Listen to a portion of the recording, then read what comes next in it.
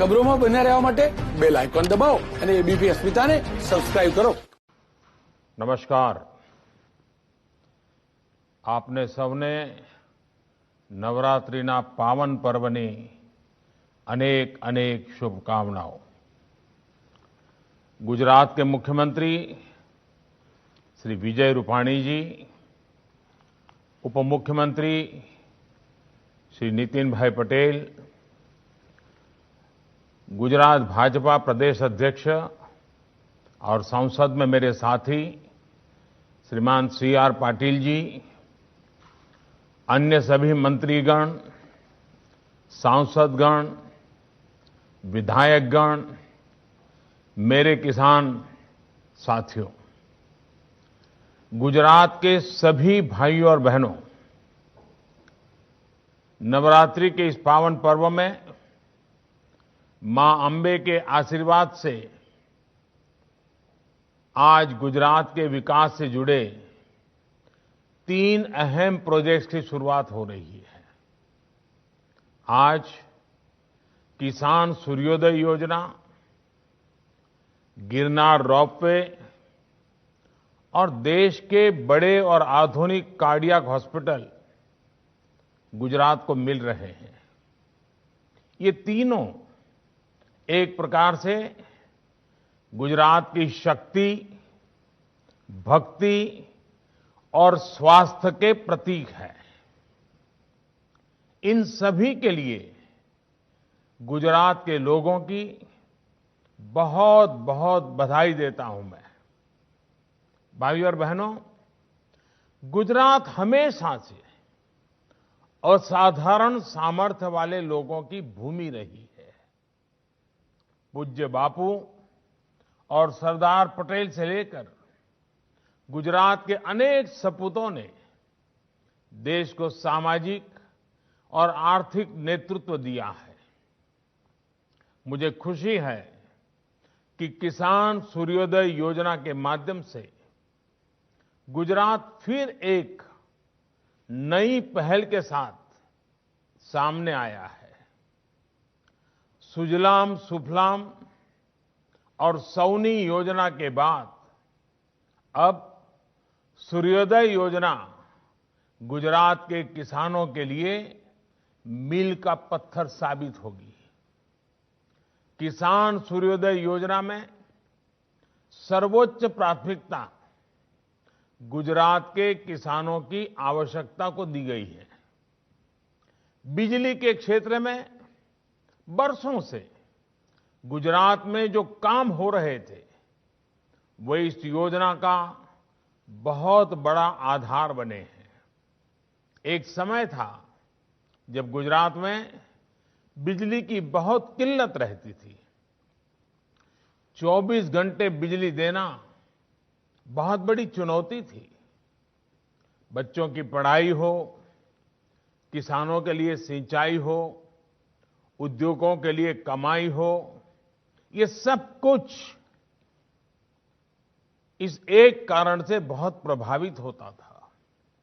ऐसे में बिजली के उत्पादन से लेकर ट्रांसमिशन तक हर प्रकार की कैपेसिटी तैयार करने के लिए मिशन मोड पर काम किया गया। गुजरात देश का पहला राज्य था जिसने सौर ऊर्जा के लिए 1 दशक पहले ही व्यापक नीति बनाई थी।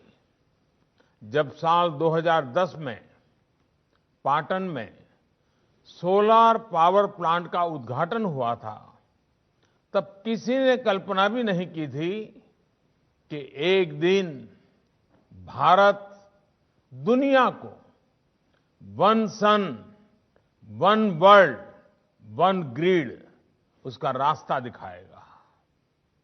आज तो भारत सोलर पावर के उत्पादन और उपयोग दोनों के मामले में दुनिया के अग्रणी देशों में है। बीते 6 सालों में देश सौर ऊर्जा के उत्पादन के मामले में दुनिया में 5वें नंबर पर पहुंच चुका है। और तेजी से आगे बढ़ रहा है। भाइयों और बहनों, जो गांवों से नहीं जुड़े हैं, खेती से नहीं जुड़े हैं, उनमें से बहुत कम को ही पता होगा कि किसानों को सिंचाई के लिए ज्यादातर रात में ही बिजली मिलती है। ऐसे में खेत में सिंचाई के समय किसानों को रात भर जागना पड़ता है। जूनागढ़ और गिर सोमनाथ जैसे इलाकों में जहां से किसान सूर्योदय योजना शुरू हो रही है, वहां तो वाइल्ड लाइफ, जंगली जानवरों का भी बहुत ज्यादा खतरा रहता है। इसलिए किसान सर्वोदय योजना न सिर्फ राज्य के किसानों को सुरक्षा देगी, बल्कि उनके जीवन में नया सवेरा भी लाएगी। किसानों को रात के बजाय जब सुबह सूर्योदय से लेकर के रात 9 बजे के दौरान 3 फेज बिजली मिलेगी, तो यह नया सवेरा ही तो है।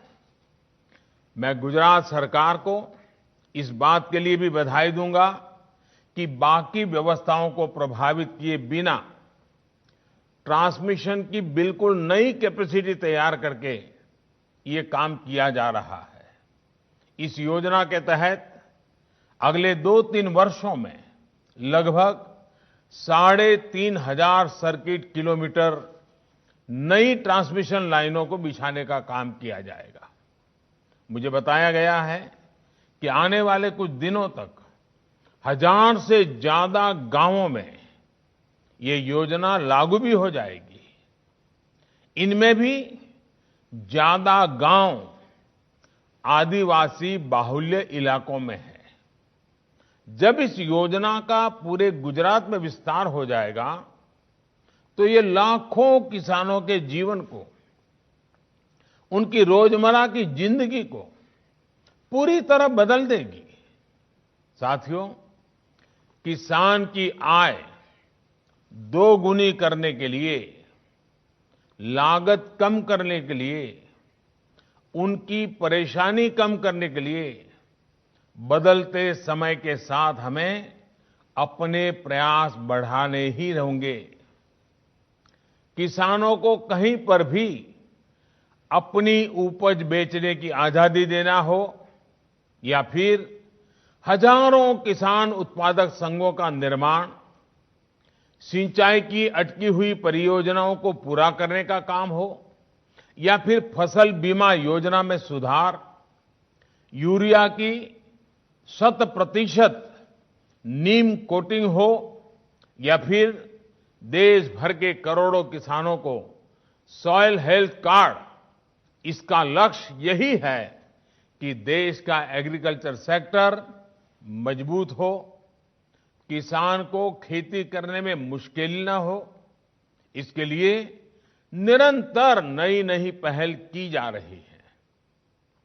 देश में आज अन्नदाता को ऊर्जादाता भी बनाने के लिए काम किया जा रहा है। कुसुम योजना के तहत किसानों, किसान उत्पादक संघ, एफपीओस, कोऑपरेटिव्स, पंचायतों, ऐसे हर संस्थानों को बंजर जमीन पर छोटे छोटे सोलर प्लांट लगाने में सहायता दी जा रही है। देश भर के लाखों किसानों के सोलर पंपों को भी ग्रिड से जोड़ा जा रहा है।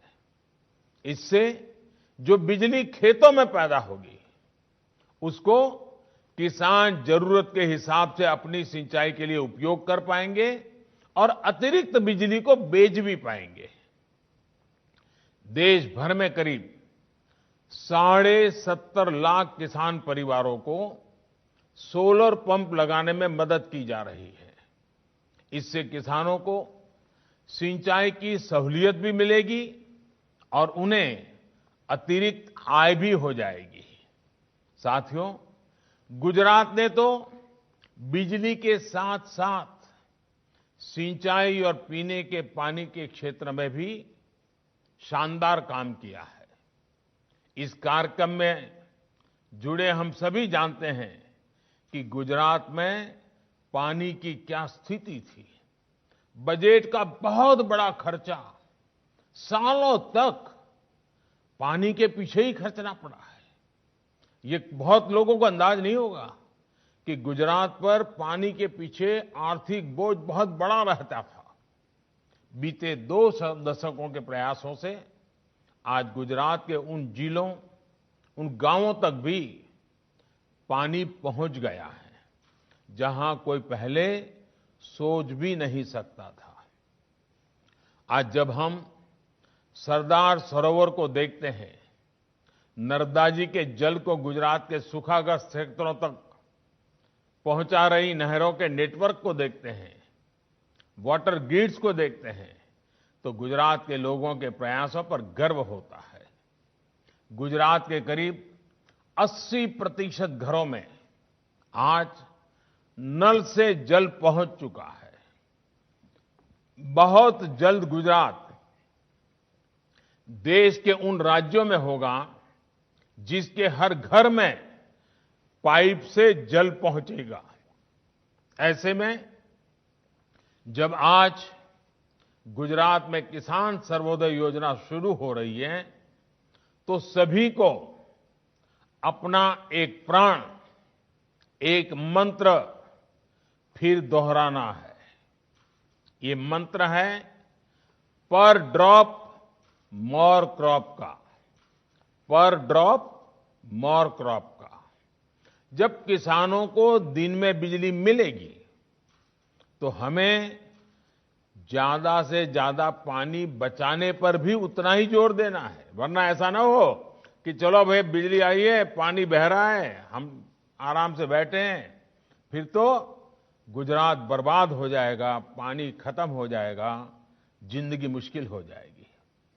दिन में बिजली मिलने की वजह से किसानों के लिए भी माइक्रो इरिगेशन की व्यवस्थाएं करना आसान होगा। गुजरात ने माइक्रो इरिगेशन के क्षेत्र में काफी प्रगति की है। टपक सिंचाई हो या स्प्रिंकलर हो, किसान सर्वोदय योजना से इसके और विस्तार में मदद मिलेगी। भाइयों और बहनों, गुजरात में आज सर्वोदय के साथ ही आरोग्योदय भी हो रहा है। ये आरोग्योदय अपने आप में एक नया नजराना है। आज भारत के सबसे बड़े कार्डियक अस्पताल के रूप में UN Mehta institute of cardiology and research centre का लोकार्पण किया गया है।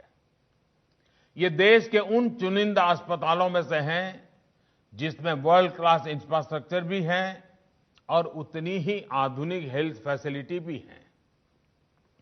बदलती लाइफस्टाइल के कारण हार्ट से जुड़ी समस्या को हम देख रहे हैं, दिनों दिन बढ़ती चली जा रही है, वन छोटे बच्चों में हो रही है। ऐसे में ये अस्पताल गुजरात ही नहीं, देश भर के लोगों के लिए बहुत बड़ी सुविधा है। भाइयों और बहनों, बीते 2 दशकों में गुजरात ने आरोग्य के क्षेत्र में भी अभूतपूर्व काम किया है। चाहे वो आधुनिक अस्पतालों का नेटवर्क हो, मेडिकल कॉलेज हो या हेल्थ सेंटर्स हो, गांव-गांव को बेहतर स्वास्थ्य सुविधाओं से जोड़ने का बहुत बड़ा काम किया गया है। बीते 6 सालों में देश में स्वास्थ्य सेवा से जुड़ी योजनाएं शुरू हुई हैं, उनका भी लाभ गुजरात को मिल रहा है। आयुष्मान भारत योजना के तहत गुजरात के 21 लाख लोगों को मुफ्त इलाज मिला है। सस्ती दवाइयां देने वाले 525 से ज्यादा जन औषधि केंद्र गुजरात में खुल चुके हैं। इसमें से लगभग 100 करोड़ रुपए की बचत गुजरात के सामान्य मरीजों को हुई है। भाइयों और बहनों, आज गुजरात को जो तीसरा उपहार मिला है उससे आस्था और पर्यटन दोनों ही आपस में जुड़े हुए हैं। गिरनार पर्वत पर मां अंबे भी विराजती हैं, गोरखनाथ शिखर भी है, गुरु दत्तात्रेय का शिखर भी है और जैन मंदिर भी है। यहां की हजारों सीढ़ियां चढ़कर जो शिखर पर पहुंचता है वो अद्भुत शक्ति और शांति का अनुभव करता है। अब यहां विश्व स्तरीय रोपवे बनने से सबको सुविधा मिलेगी, सबको दर्शनों का अवसर मिलेगा। अभी तक मंदिर तक जाने में जो 5-5, 7-7 घंटों का समय लगता था, वो दूरी अब रोपवे से 7-8 मिनट में ही तय हो जाएगी। रोपवे की सवारी एडवेंचर को भी बढ़ाएगी, उत्सुकता भी बढ़ाएगी। इस नई सुविधा के बाद यहां ज्यादा से ज्यादा श्रद्धालु आएंगे, ज्यादा पर्यटक आएंगे। साथियों, आज जिस रोपवे की शुरुआत हुई है वो गुजरात का चौथा रोपवे है। बनासकांठा में मां अंबा के दर्शन के लिए, पावागढ़ में, सतपुड़ा में 3 और रोपवे पहले से काम कर रहे हैं। अगर गिरनार रोपवे में रोड़े न अटकाए होते तो यह इतने वर्षों तक अटका नहीं होता। लोगों को, टूरिस्टों को इसका लाभ बहुत पहले ही मिलने लग गया होता। एक राष्ट्र के रूप में हमें भी सोचना होगा कि जब लोगों को इतनी बड़ी सुविधा पहुंचाने वाली व्यवस्थाओं का निर्माण इतने लंबे समय तक अटका रहेगा तो लोगों का कितना नुकसान होता है, देश का कितना नुकसान होता है। अब जब ये गिरनार रोपवे शुरू हो रहा है तो मुझे खुशी है कि यहां लोगों को तो सुविधा मिलेगी ही, स्थानीय युवाओं को रोजगार के भी अधिक अवसर मिलेंगे। साथियों, दुनिया के बड़े बड़े टूरिस्ट डेस्टिनेशन, आस्था से जुड़े केंद्र इस बात को स्वीकार कर चलते हैं कि हमारे यहां ज्यादा लोग तभी आएंगे जब हम टूरिस्टों को आधुनिक सुविधाएं देंगे। आज जब टूरिस्ट जहां भी कहीं जाता है, अपने परिवार के साथ जाता है, उसे ईज ऑफ लिविंग भी चाहिए होती है, ईज ऑफ ट्रैवलिंग भी चाहिए।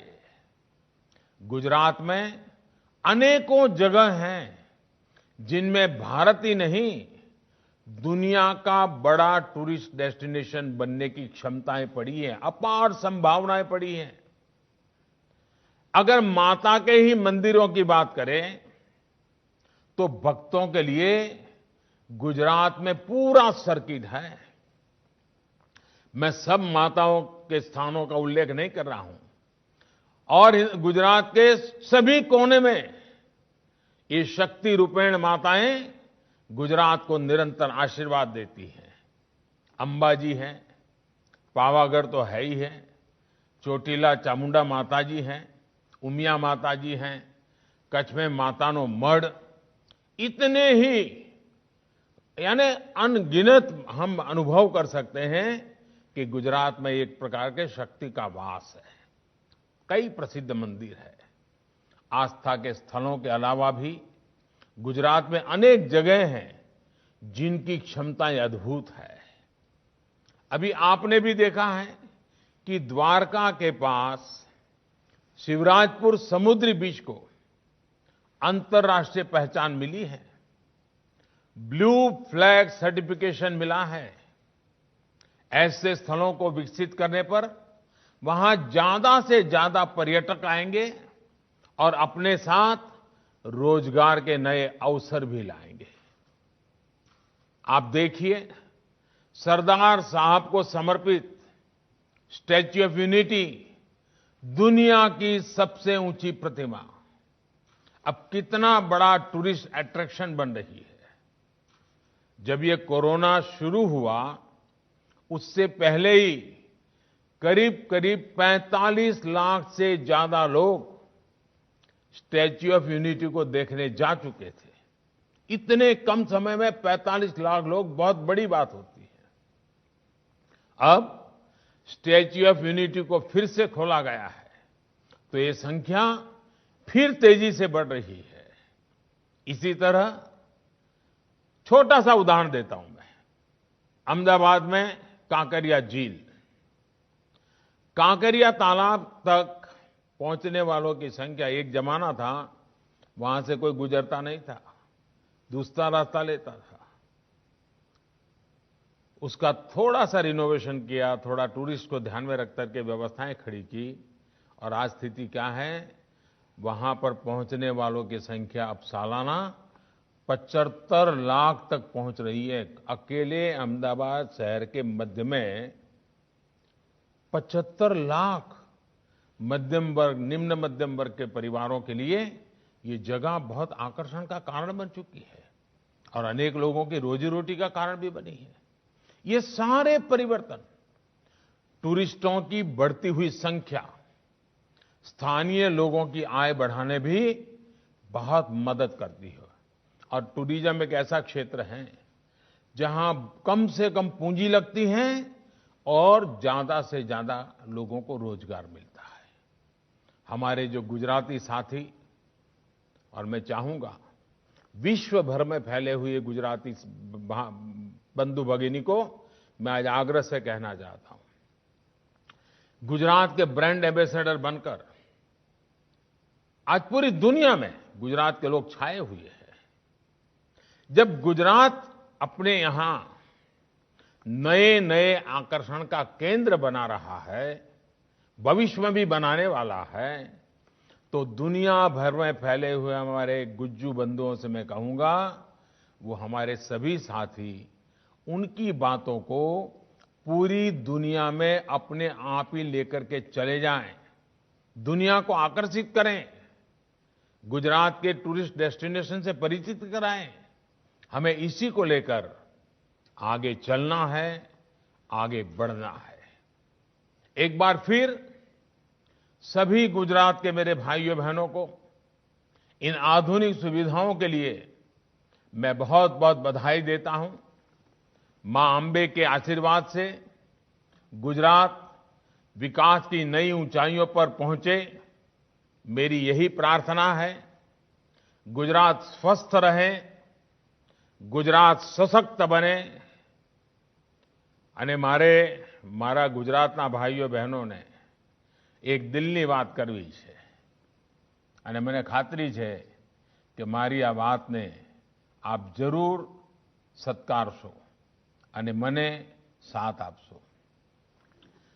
કોરોના વાયરસ છે ત્યાં સુધી સાવચેત રહેવું ખૂબ જ જરૂરી છે। 2 ગજની दूरी ખૂબ જ જરૂરી।